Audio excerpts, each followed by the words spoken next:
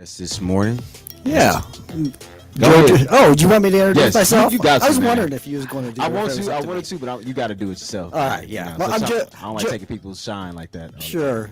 I'm Joe Dre, policy director for Wisconsin Voices and co-host with Brian Yes, Sanders Brian. here. I guess I should say who I am. Yeah. Not just lead organizer anymore, it's community outreach organizer for Wisconsin Voices. So, yes, community, tap in with me. And we got our boy right here. Yeah. What up, though? This guy I met a while back, in a different space, but God brings you, back around, and it's always on time, his timing. So, let's go ahead and tell him who you are, sir. I know you've been on the show with us several times before, I'm sure, right? Yes, sir. Yeah. Name is Sylvester Jackson, co-founder of the Believer for Change, and definite advocate for prison reform in this country. Yeah. Diehard. Yeah. So glad to be here and touch on matters and inform people of things that they may not be aware of that's going on behind these closed doors, with the politics. Yeah. Yeah. So can I just ask you real quick, Sylvester, how did you get to start the Believers for Change? How did you get involved with prison reform, and kind of give me the who and what and where? I'm gonna start off by saying, I made a commitment to myself at the end of last year to speak truth and let truth take whatever route it takes, right? And that said, when I got out of prison, I did 10 years in Wisconsin from '07 to 17. Mhm. And after being released homeless in a community with no resources or support, it was clear that the intentions of the system was to make sure I returned back Mhm. into incarceration. And by the grace of God, that never happened. But it was while I was in prison when I started learning the different laws, constitutional rights that were violated that I had no knowledge on, that I actually went in and taught myself the law. Right. And upon learning the law, it don't make sense if you learn something and don't apply it. So I started applying that law, challenging the Department of Corrections, and was successful with a couple of lawsuits, including appeal to the Seventh Circuit. Mm-hmm. And upon being released, I challenged the ordinance of Milwaukee, Wisconsin, and we reached out and got an attorney out of Illinois to file a class action, and we were successful with that. And that was the beginning of me gearing up to advocate for change. Mm-hmm. And I come out and I became aware of an organization called Expo. Mm-hmm. And it was during those few years with Expo that I really started feeling it was time to create our own, because you can't, push somebody else to do right or, follow an agenda when it's theirs. Mm-hmm. And you only can control what you own. So me and my wife decided to start the Believer for Change and focus on mass incarceration and stopping the school to prison pipeline that is working too effectively to desecrate the Black community and our youth. Yeah. And that what led us to where we are today, with advocating and also educating, our youth long before they're old enough to vote. It is a necessary need for us to educate our young peoples, before they even get in high school.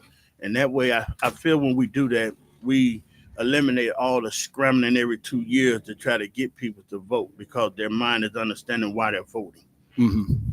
Right. Well, thank you so much for sharing that. Can you tell me a little bit, or why is prison reform such an important issue in today's society? Well, to me, it's because it's a one-sided scope.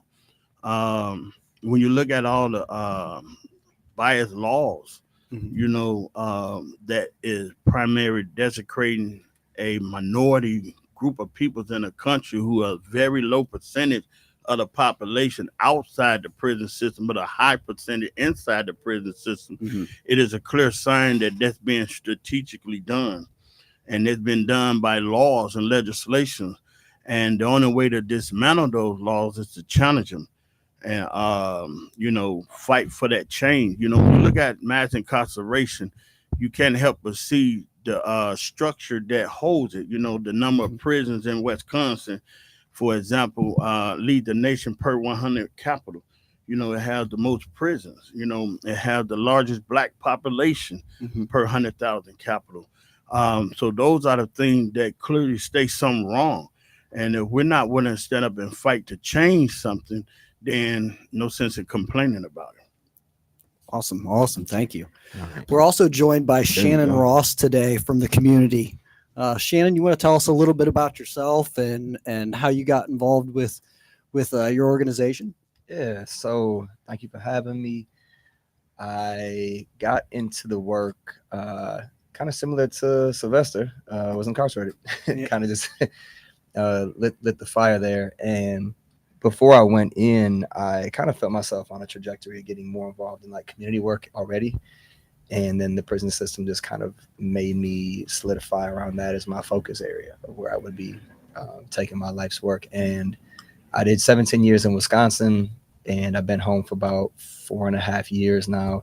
Just discovered yesterday I had my Freedom Day wrong this whole time. I was looking at an old Facebook post because somebody needed some pictures from back in the day, and I was like, oh, I had 3 days off wrong on it. But I don't really acknowledge it too much anyways because it's just it's an arbitrary day for a very deep rooted and seated topic of like my crime and overall the system that we address. And it kind of touches on something else too. In this work, a lot of folks I feel do the work because of a personal vendetta about what the system did to them, and it can't be that way. It has to be what the system's doing to all of us. Because if it's about what the system's doing to you and your personal story and your personal like complaints and not complaints, genuine grievances, like this absolute injustice, as valid as that may be, you're going to end up causing harm in the overall way we try to approach this. You're going to miss opportunities for when people can create healing and create better solutions and create opportunities. And so my view from that going through the system was just always seeing how even though it was not impacting me as heavily as it was other people around me, it was clear that something here was going on in a way that I could never unsee and look away from. And so coming home, I got my graduate degree at UWM. I continued to move the organization forward, which I guess I didn't answer that question. In 2014 is when the organization started. It was just a newsletter for people inside prison to read called The Community. And maybe 5 years into it, it became the most widely read publication in the Wisconsin prison system. Wow. And it's still been that way now for the last probably like 5 years or so. And we just, when I got out, turned it into a full-fledged organization where now we have a team of like 7 people. We have other efforts going on in the prison system to help individuals become as prepared as possible prior to release. There's an unfortunate, we call it our pre-entry work. That's the side of it. The reason we do that is because a lot of times in the space, there's a focus on re-entry, and re-entry is shortly before a person comes home or after they come home. And at that point, you are just hoping that this individual has held on to some sense of sanity or some solidness in their life to actually build a life post-release. You haven't been there the whole time that they've been deteriorating and needing help while they were inside. And, you can't help a person as he's walking to the starting line of a race thinking that you've helped them compete in this race. Like, It's too late. You should have been with them the whole way. And so we try to just really do a variety of things to meet people the second they enter the system, building out more ways to do that, getting feedback, and just kind of really being responsive, hopefully, to what people are telling us they need. And then the other side of it, when I got out, was we started the Correcting the Narrative work, which is just our outreach work. I think a lot of times, unfortunately, we're known for that more than our prison work, because people can't see the prison work, but they can see the events, they can see the annual celebration, they can see the podcast we have, the video series. Sylvester was in our first season, him and Lavanza, of our Correcting the Narrative video series.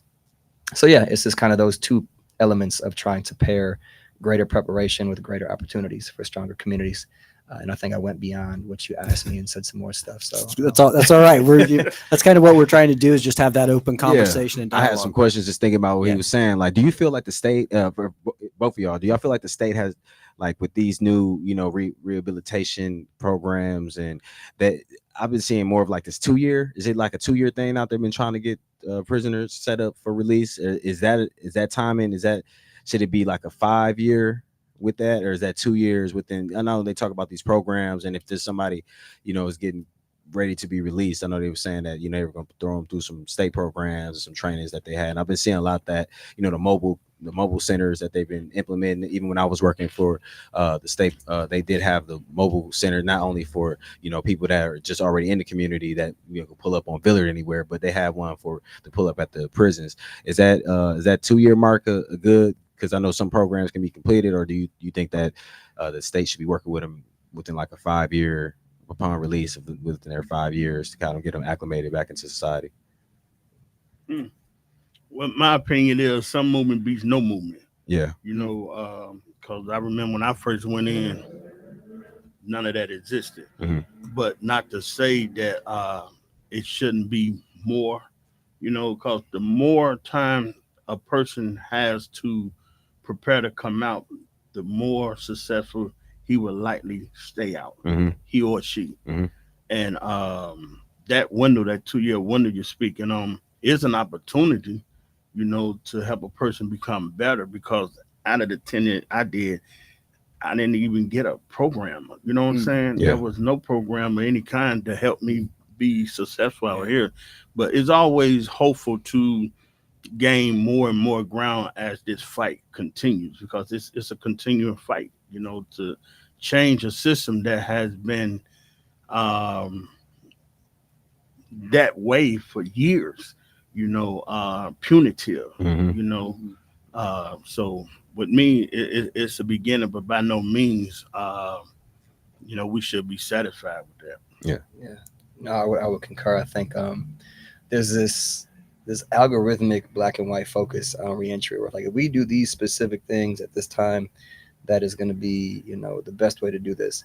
And it's this loss of focusing on the human in the experience. And so you can't just bring an algorithm to help the human and think like we're creating opportunities for people coming home. No one would say for kids like, okay, should we start when they're like 10? Like that seems like we can save a lot of money if we start when they're 10. Or okay, well, we can just give them like a couple pairs of clothes, right? And give them like just 2 classes like while they're in school like that. No, nobody does that. We try to give as many opportunities as we can to kids from as early as possible, like before they're born. People sing in the wombs and stuff. And so there's this different sense of when it comes to people who have committed a crime that we either don't deserve, or we aren't worth being invested in beyond a certain amount, or we did it to ourselves. So whatever happens in that experience is just all our fault. And the way to best help people coming home is well known. It's just invest in the human being from the second they enter the system, which can be as simple as treating people better, like talking to people better. It can be as simple as just not being so difficult around family members. Like family members are also incarcerated. They come to visits, they get treated the same way the person incarcerated does. Like all this is this tearing down the desire to engage with the system in a legal way, to even believe you can do anything more, and to want to actually try to turn your life around. So it's just all these very obvious components we know about ourselves, we know about people, that we don't apply to people that are incarcerated. And so reentry starts in the back of the paddy wagon. Yeah. The second you get arrested is when that should be viewed at like, what is the release going to be like? And so, yeah, is it better than nothing? Absolutely. But that shouldn't be like the answer to it. That's just absolutely not getting us to where we can be at. So let me ask the question that I asked Sylvester just before you came in, Shannon. Why is it so important for everyone to care so much about the reform of our prisons? The statistic I think that's the most powerful in this space is that 95% of people inside are coming home.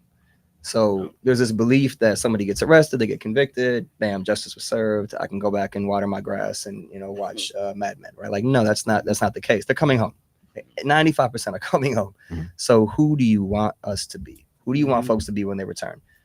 And you pay a lot of money to ignore them, right? Now, when they come back to society and they're at the grocery store bagging your groceries, or they're next to you in the gas station, or they're dating your daughter, like it's too late then, right? You had all that opportunity to invest differently in the way a person is when they come home, and you didn't. So like now it's out of your hands, and now you want to complain and rant and rail because like this people are have access to your loved ones, but you thought was never going to be the case. And so it's just a matter of keeping a mind on the ROI.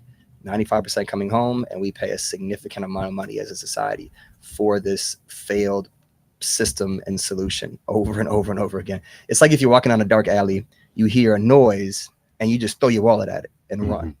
Right. It was just it wasn't, you have no idea what it was. There's no Mhm. solution you've done, but you just wasted money and you ran off and Mhm. nothing's been done. And so like just you have to be able to face the fact that human beings commit crimes. Human beings commit very traumatic, difficult, ugly crimes as well. We live in a very difficult, ugly, traumatic society. A lot of this is very logical when you look at the things that people do based on where we are. So, you know, you just have to be able to keep that in mind. What is the ROI? Because folks are going to be around me. They're around me right now. They're around my loved ones and my kids. I need to do something to be aware of that and what we're paying for right now. To me, that's like what it all comes down to. And the key I agree word with to that. that is paying. Yeah. You know, everyone pays Mm-hmm. for the judicial system works. You know, the prisons, the guards, the nurses, those individuals have salaries, and everyone taxes is applied to that. So if we don't care for no other reason, we should care about where our tax dollars is going and how effective it is to helping people really come back and make our communities safer. And that should be everyone concerned.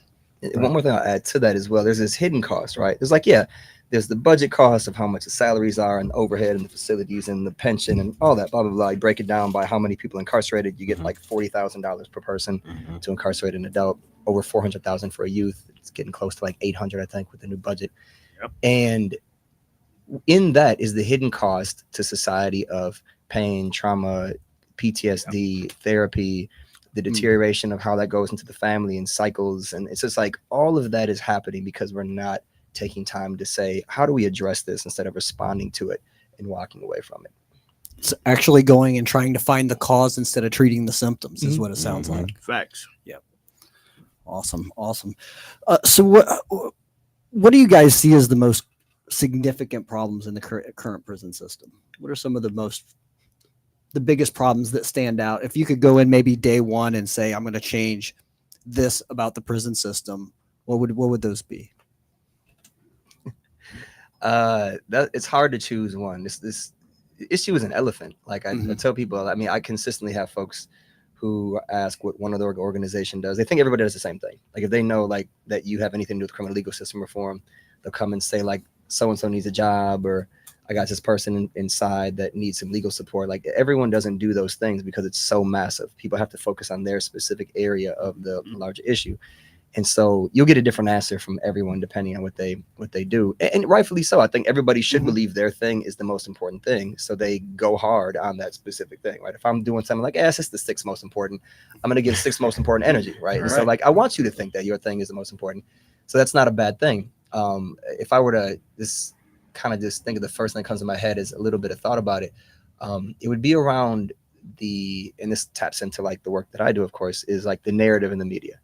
I think the way the system talks about the people in the system and the way the system is talked about to society in regards to the way we present and label and tell the story of people who've committed crimes or the people that are coming home, right? We use words like ex-con and felon and criminal, and we are always holding up what somebody did in their story, or if someone's convicted or like alleged to have done something, we have always the ugliest stories that are up and the ugliest pictures that are up that we can get, making people look more menacing. And the way every step of the way into the system, people are just looked at, treated, and talked to as if they are never going to be anything more than that. I think like that seeps in to the foundation of a person's spirit to like deteriorate and make them not want to ever be or believe they can be something more than that, because they've been mostly, if they're coming from the communities that most people that are incarcerated are coming from, they've been hearing that their whole life in some way, right? So it's just further officially and solidifying that belief. And so for me, I think that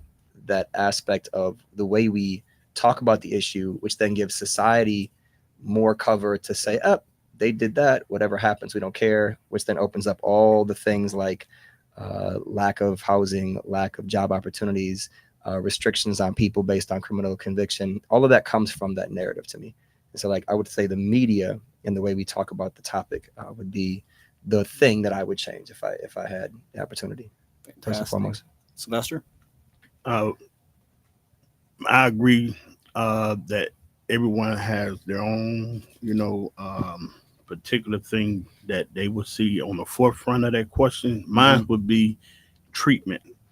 of individual going into the system.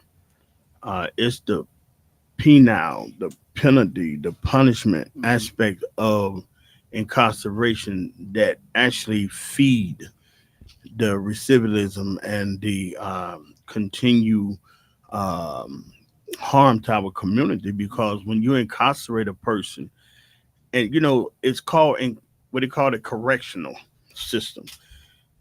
That is, for one, the name itself will give you idea that they're correcting individuals in there while they do their time, and that's the furthest thing from the truth.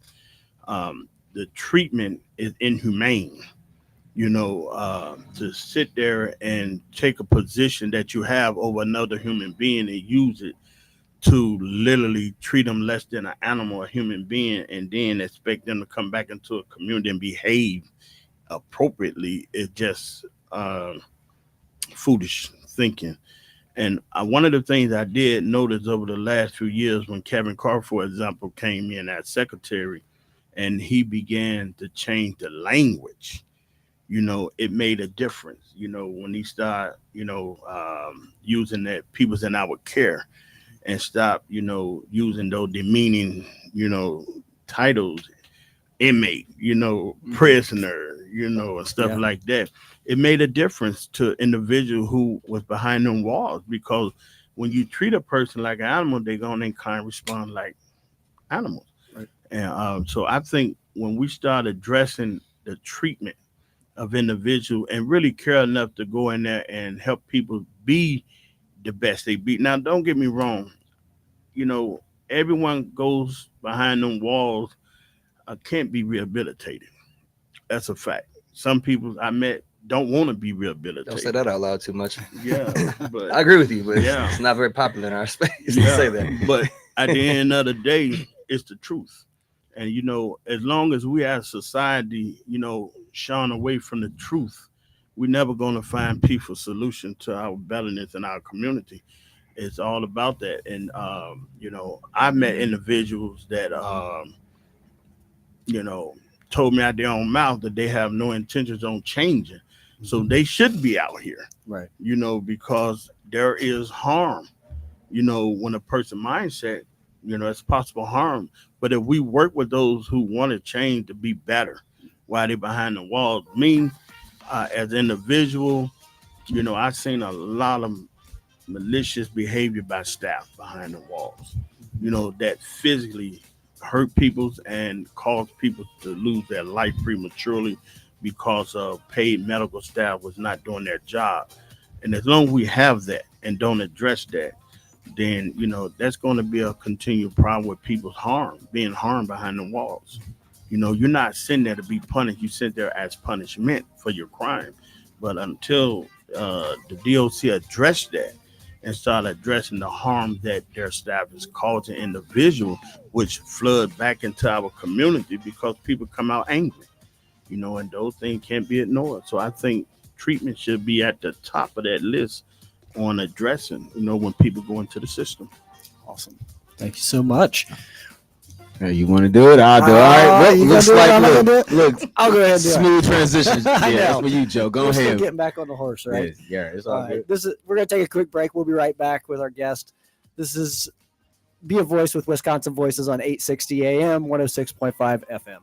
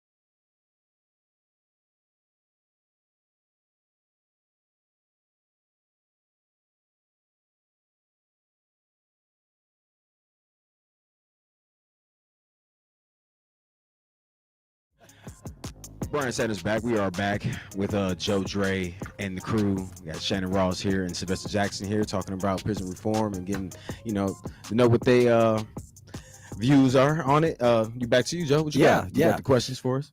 Kind of shift gears a little bit and maybe talk about, and this is for both of y'all. How do you define restorative justice, and how does it differ from traditional punitive justice? Okay, so I took restorative justice when I first got in. It was like the first year maybe of my prison sentence, and what it was is about 16 weeks. This is the program I took. This isn't like the definition of it, but this is my entry to it. And it was about 16 weeks where we had, for most weeks, a different person who was a crime survivor, a crime thriver, that would come in and talk to us about their story, what happened to them.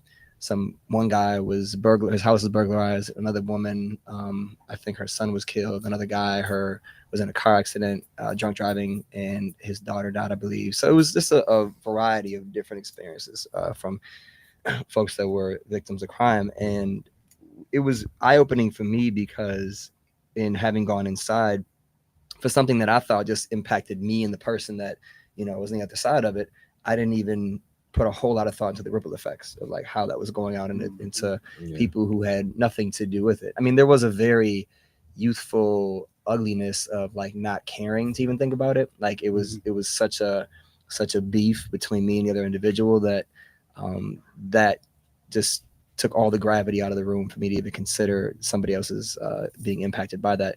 But that really forced me to start considering people beyond just the individual that was, on my case.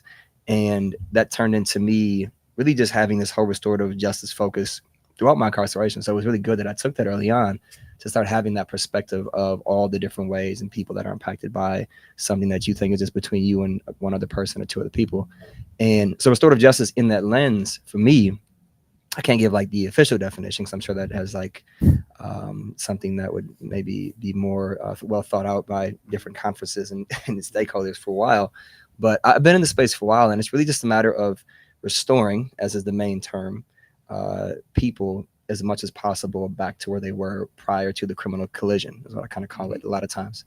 And so in that, you have a lot more proximity. The system currently separates, and it says go to your corners and stay in your corners and just stay away from each other the rest of your lives. And stay away from all types of other people the rest of your lives as well. But restorative justice is saying, no, let's come together and talk and face each other and see the humanness in each other. And then from that is the closest we can get to what healing could be, right? You can't necessarily heal from some of these things. Some of these things don't ever go away the rest of your life, right? But you can at least get some semblance of that. You can get as close as possible. You can understand the power of forgiveness. And so all of that comes from coming together restoratively and having something in which people that have been harmed by crime have much more of a voice and are much more leading in the conversation, which is what restorative justice is. There was another part of the conversation. Yeah, just how it differs from punitive justice. Punitive justice, yeah, in that sense, is the separation, go away and stay away.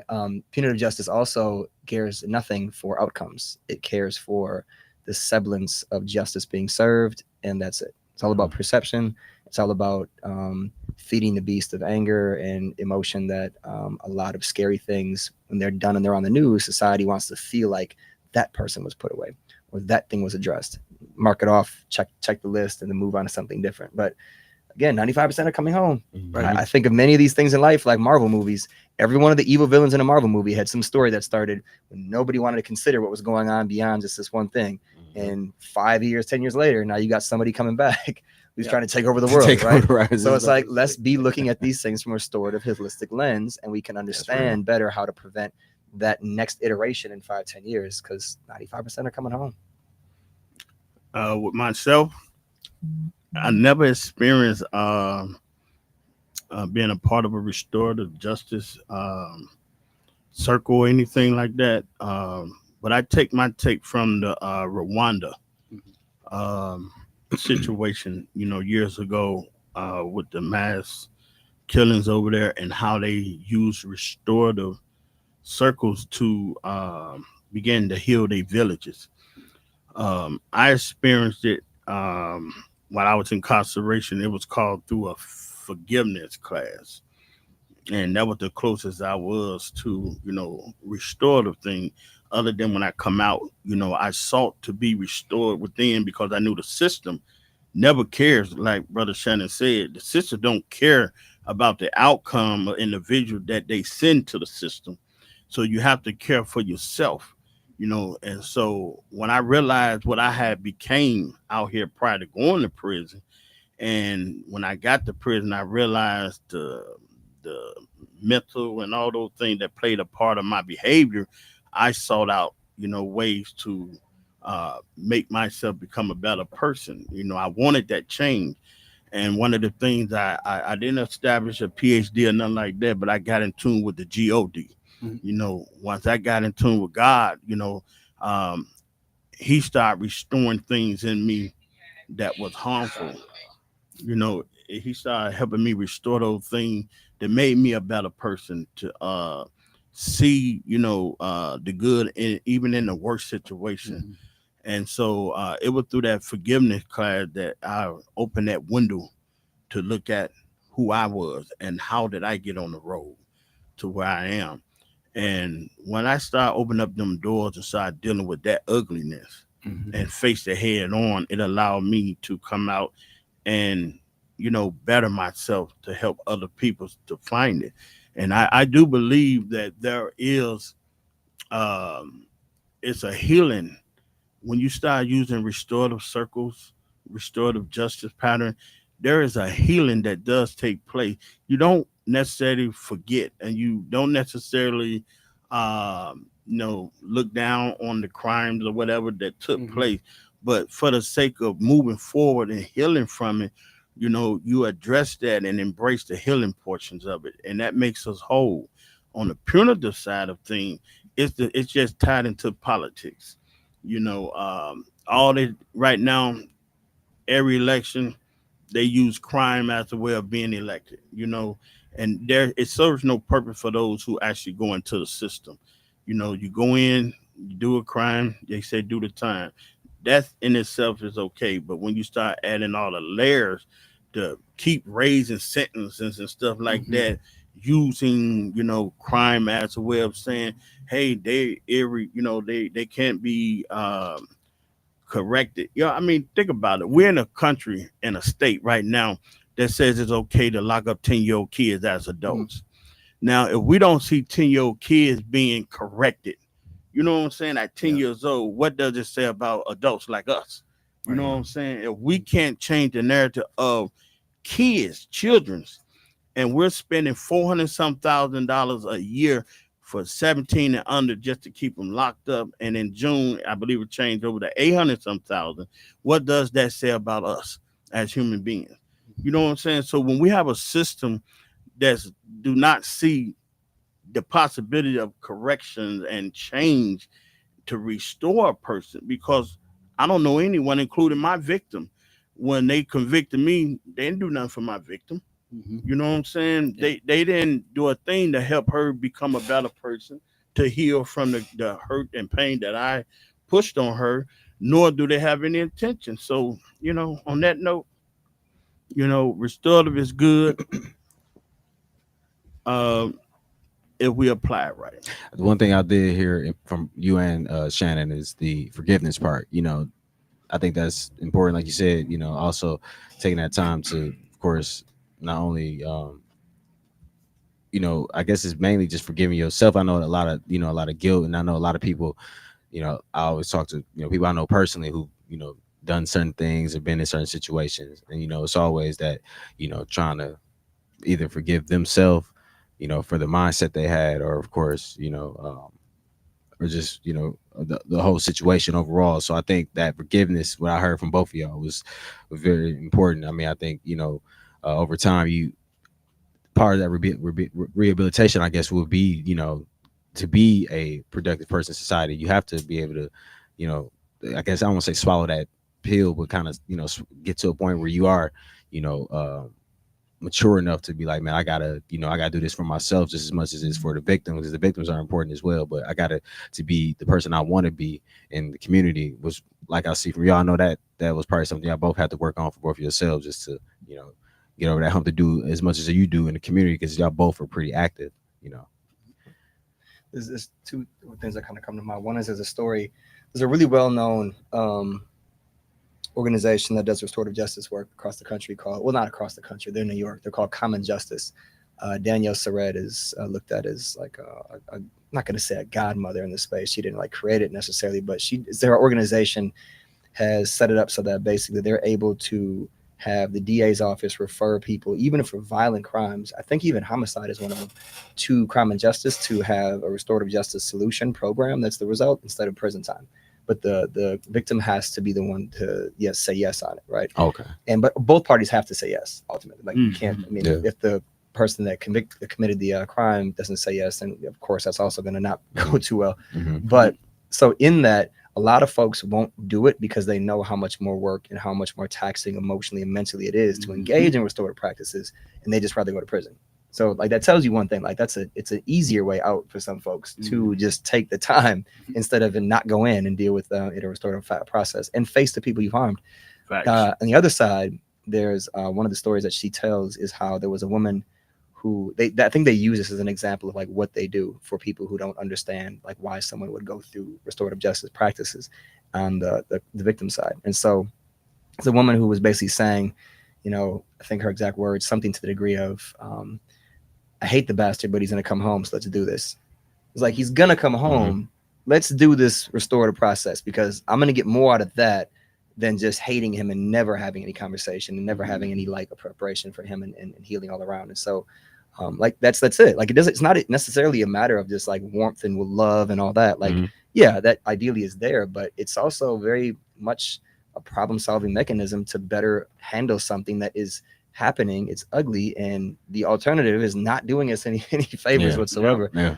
And I think about in what you were just talking about, Brian, with I kind of refer to that as the physics of shame, right? Everyone in life, whether you have a crime or not, everyone knows shame. Everyone knows what it's like to carry that, to have disappointed somebody, to have somebody in your life right now that doesn't know you did something that you are just trying to navigate and keep from them, or they know, and every time you see them, you think they're thinking about it. And so in navigating shame and carrying that, the physics of it is that you can carry a lot of things in life if you know how to carry them, right? If you know how to talk about an issue, your story, if you know how to navigate a difficult thing you did with the humanity you have.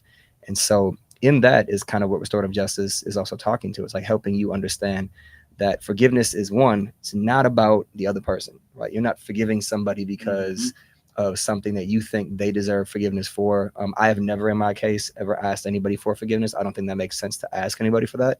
It's something that they would give if they want to, but also it's for them more than anything else. It's not for me. And so when a person's forgiving, you're basically taking off a weight from your shoulders that is only holding you down, right? And you're saying, I don't need this anymore. This is not doing me any favors in my life. I'm going to put this to the side and live freer. And so it talks a lot about that in restorative justice, about the concept of how forgiveness is not about the other person. It's about yourself. Okay. Yeah, well said. Yeah, thank you. I appreciate that, bro. I want to also add into that, when I come out of prison, the forgiveness class that I took, the program in there was so effective for me and other gentlemen who took it. It was a 20-week program until I knew I had to come out here and utilize it, because if it was effective in there, it can be impactful out here. And so I did reach out to the professor who was in charge of that, which is Professor Robert Enright out of Madison. And, I asked for permission. Can I, begin to, create a program around healing through forgiveness? And he invited me to an international speaking. It was a 2-day speaking engagement. And it was so impactful on that, people from all over the world was there speaking about their personal experience around being healed, through forgiving. And so that's something that we're actually putting together now to do, even on on Zoom or something, a platform to where, as many people who can get involved in that, because in our communities, a lot of people are being controlled by anger and hatred of yesterday, from being abused to being the abuser. And, I've been on both ends. I was the abused person, Then I was the abuser. And I know for me and the other individual who I seen take that program, for example, one gentleman, he was locked down 20 years and was never able to get the medium. And within 2, 3 months after completing that program, he was gone. Mhm. That's how big of an impact it had on his mindset, on being, able to forgive his actions and moving forward. And that is something that we as a community really need to embrace. Teaching people and opening up that door so people can deal with that hurt, that pain, because I've seen it in this setting where you have people that's out here organizing and carrying so much pain till they haven't even overcome their own grief and things of that nature. So that forgiveness is a big piece that we need to start really focusing on, because it frees not only you, what people have done to you, it also frees you from what you have done to others, knowing that you have moved past that state. Yeah. So what can advocacy groups or the public do to help push for meaningful change, in the prison system? I think collaborate more. The more we bring things from silos to out collaborations and stuff, we can achieve more. Because the more we have people's, connecting, speaking, the more people that can be impacted, in my opinion. Yeah, I would agree with Sylvester about the collaboration part. It's frustrating in the space that we have this issue that we address that is not popular for society, right? It's an issue that it would be a scenario where if we were selling Girl Scout cookies or raising money for scholarships for kids, or if we were trying to, help the elderly with meal trains, like that's just us focusing on the work, and that alone can be difficult. We have to focus on the same amount of work and raising money and, helping people, but also the fact that it is such a difficult topic to talk about and get through to folks. And so in doing that, the more we separate, the more silo we are, the less we know about who's doing what, the less ability we have collectively to address this really difficult issue. So yeah, I mean, that would be a huge one for me as well. All right, looks like we got a caller. Caller in the air, Be Voice Radio, Wisconsin Voices. Good morning. Good morning, sir. Thank you for taking my call. Assalamu alaikum and Ramadan Mubarak to you all. If you understand what I'm saying. Listening to the people talking about forgiveness, and that is what motivated me to call. When you are talking about forgiveness and how I am taught, and with regard to the teachings of the Most Honorable Elijah Muhammad, and under the leadership of the Honorable Minister Louis Farrakhan, October 16th, the Day of Atonement. So, and I said that to say this, that if a person is seeking forgiveness for an infraction that they have committed to another, that person should seek atonement first. Because I think we have it backwards. Whereas we think that we should be forgiven in the name of Jesus or whoever, just because. But you do not understand or accept the responsibility of the impact with regard to the damage you may have caused to that individual.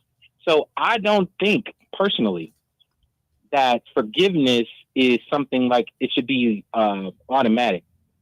I think that if you have done something wrong to someone or to a group of people, you need to present yourself as worthy of forgiveness.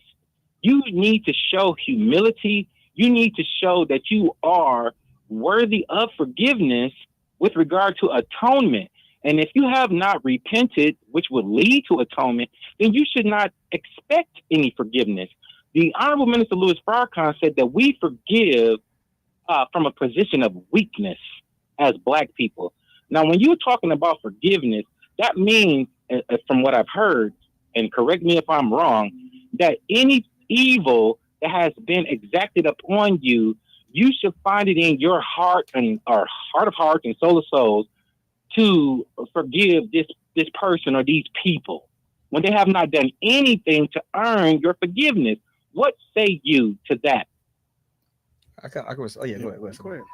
So it's a couple of things. One is I just want to identify the conversation has kind of shifted from criminal legal system work to forgiveness, which is cool because it's a big part of it. So I just want to identify that. The second thing is that in the conversation, one, you started out from a point that I want to identify is a difficult gap because you're coming to it from a standpoint of teaching that you have. So I don't want to say anything that's going to make you feel I'm attacking the teachings, because I'm not. So in my commentary, I just want to make it like, so, I mean, I respect that. I just want to kind of make it seem like, because that kind of can create a difficulty in a conversation. We've been under attack since 1555, sir. So no, and that's what good. are you But talking about? also, you're a human being, and so the second you feel attacked right. in the ideology, it might feel like I'm trying to attack you. So I want to make it say I'm not saying anything about that. So my answer to that directly is, what do you do if somebody does something to you and you're carrying around the pain and the hatred? Do you just carry that around, or what do you personally No, you do? don't. So what What do you do? you extract. You remove yourself from that person or those people. As I've heard people say that if the people don't change around you, then you should change the people that you are around, or something to that effect. So if you are amidst or in the midst of Not amidst. It happened. Somebody has killed your daughter. How do you deal with that pain and hate? What would you personally do? Well, I would first go to God, Allah, for understanding.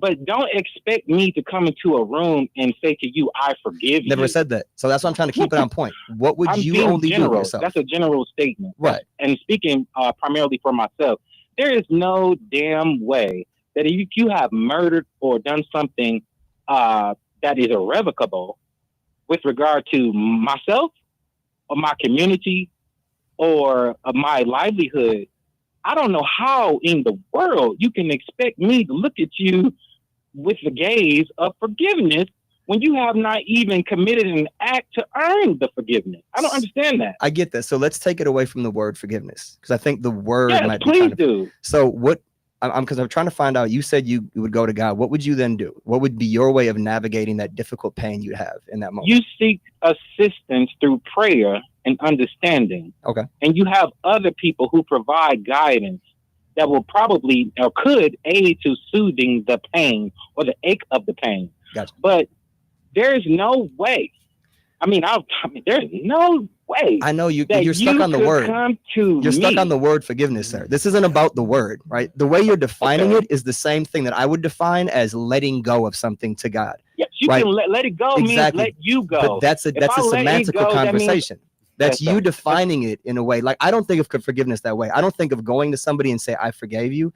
I would never ask anybody to do that. I'm saying whatever the word is that defines the act of letting go of something, most people think of that as forgiveness. For you, it's not. And that's understandable. No, let it go means that I have moved on from you. Yes. And what you have done, I no longer want to have any dealings with you. So however you feel about that, then you need to deal with your feelings.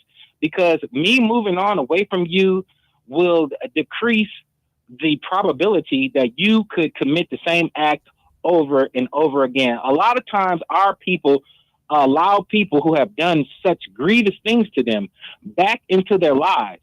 And the only reason why that person has returned into your life is to complete the act that they did not complete to begin with. You're taking it to a different point now in the conversation. This is a whole different conversation, because you're talking to two people that have committed that and are not that now. Like, you're telling both of us right now that we would continue to commit the same crime we did. I know murderers, and they've served time. Yeah. And they're still the same old wretched individual. Am I the same? Sir, do you know me, sir? Am I the same? Am I the same, sir? I don't know you. I don't know you. But you made a very general comment about a whole category of people I know not to be true. I keep it general. Well, you are an individual. Yeah, so like you may be an exception to the rule. But I'm not an exception. I'm one of many exceptions that go against your commentary. Well, I would say this. I would say this at the end of it. I would say this. The conversation is one that's a good point, because it highlights for me when I use the word forgiveness to really be careful about what that means. Expecting people to forgive you when you have not earned. No, I respect that. I appreciate that. That's what I'm telling you. Yeah, no, I appreciate that. I'm agreeing with you that the term is different, but I'm saying that ultimately, I think it's a matter of this conversation is one that I think has a whole lot of different parts to it that we can't really address right now.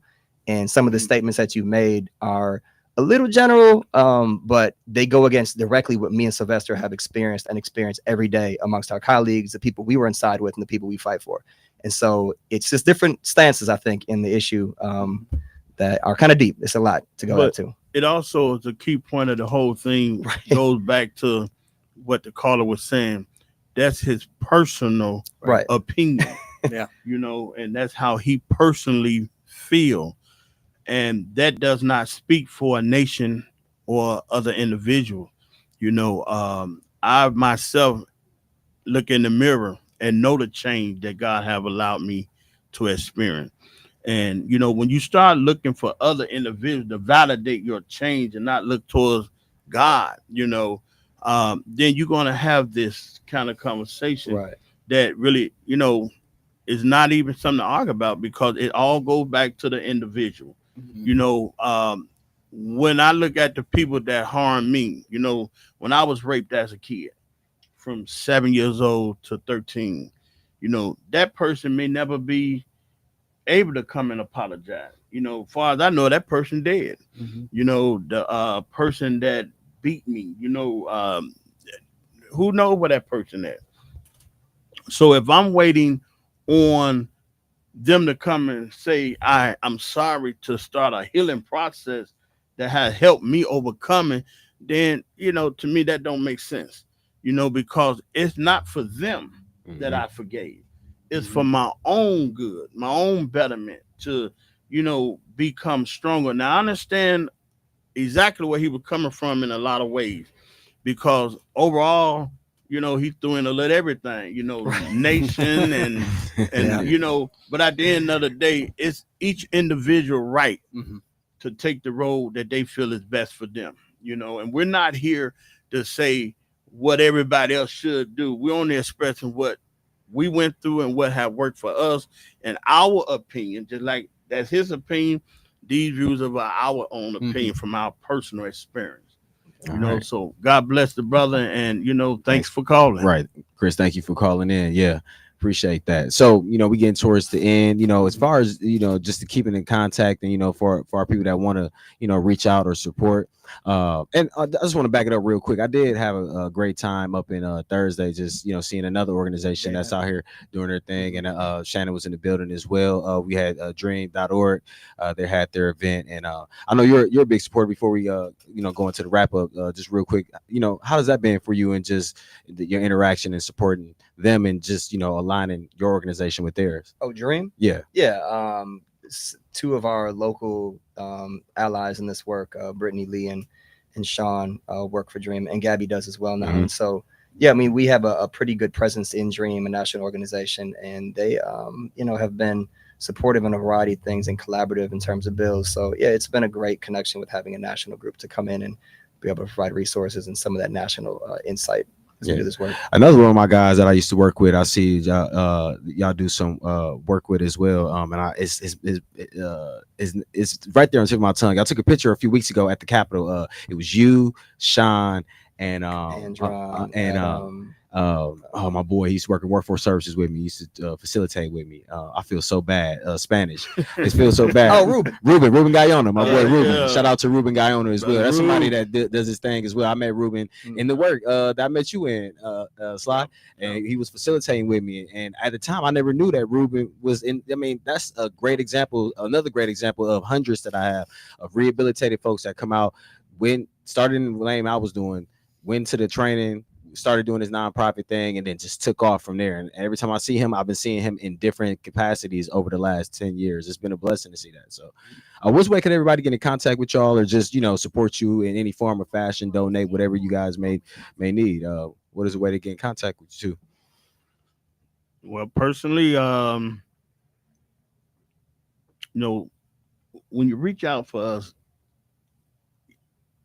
give me a call at 414-748-4435. It took me a minute to think because we got a lot of transitions going on. You know, we just actually got into transitional housing, and I'm trying to separate those two entities, right? One a for-profit, one non-profit. But yeah, I can be reached at 414-748-4435. Email is mkebelievers.com, and the website is mkebelievers.org. feel free to reach out. And definitely in this fight, you know, I had to get used to asking for stuff. You know, Yeah. I had asked myself, why the hell would I start a nonprofit and don't want to ask nobody for money? So, you know, thing we have to check ourselves. But yeah, you can reach out to us, you know, through online donation, because we out here doing what it takes to help people, and we need y'all support to get it done. Okay. And Shannon? For me, just go to the website, the-community.org. Do not call me because I do not have any capacity to answer the phone during meetings all the time. So the email or text is going to be the best way to reach me, because I don't even have my ringer on because it's notifications. So Same here. so yeah, the-community.org, and contact us and see what we do. All right. Well, appreciate it, y'all. That is our two guests we have for today, Sly Jackson or Sylvester Jackson and Shannon Ross. You are on Be It Voice Radio, Wisconsin Voices, WNOV, 860 AM, 106.5 FM. God bless y'all. Have a great rest of the day. Oh yeah. Oh, yes, please. Join us next week, Monday and Tuesday. We'll be back with more partnerships and great topics. I'm sure Joe has something lined up for us, and I'll squeeze something in between too. So, Yeah. Hey, it's early voting starts today. Get out and that vote. part. Get out and vote. It runs from now till the 29th. thank you, Joe. I forgot about that part. All right, that's it. We good. All right.